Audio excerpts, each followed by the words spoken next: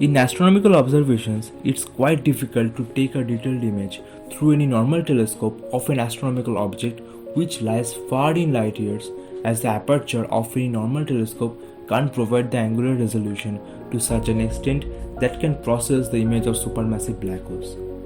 To deal with this, radio interferometers have taken an entry to provide a solution to the problem.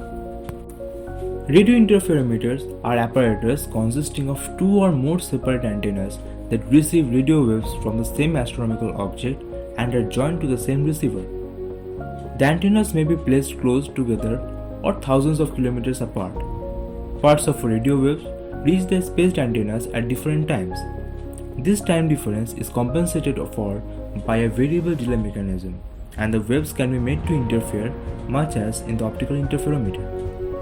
In another version, the spacing of the antennas can be changed in an attempt to make the waves interfere.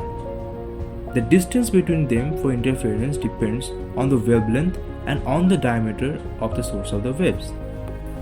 In 2019, Event Horizon Telescope released the first ever image of a black hole at the center of the supergiant elliptical galaxy M87. Also, on 12 May 2022, the image of Sagittarius A at the center of our own Milky Way galaxy was also released by the EHT.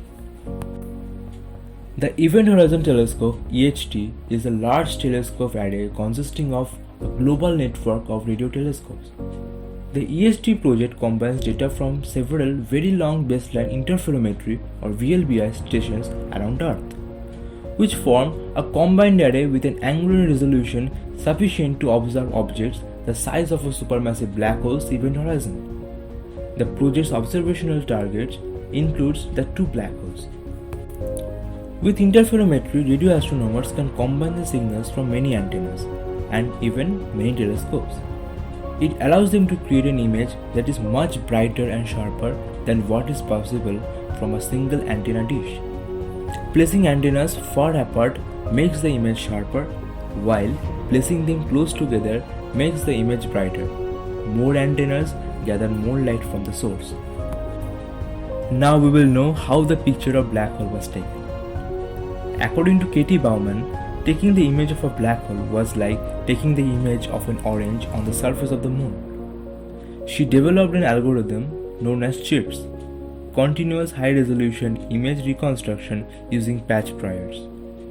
Event Horizon with its 8 telescopes are scattered and synchronized globally. Though the number is quite small to take a precise image of a black hole, the rotation of the Earth helps them to change their locations and get different measurements or observe different parts of the image. Now, the algorithm helps us to fill the gaps of the parts of the globe to picturize the image of a black hole. With different telescope measurements, there will be infinite numbers of possible images. The algorithm again works to determine the actual image of the black hole. It reconstructs the image of the black hole through the limited data of the telescope from the noisy raw data collected. It ranks all the images on the basis of which perfectly suits the black hole and then selects the most likely image of a black hole. And this is how the images of a black hole are created. Thank you.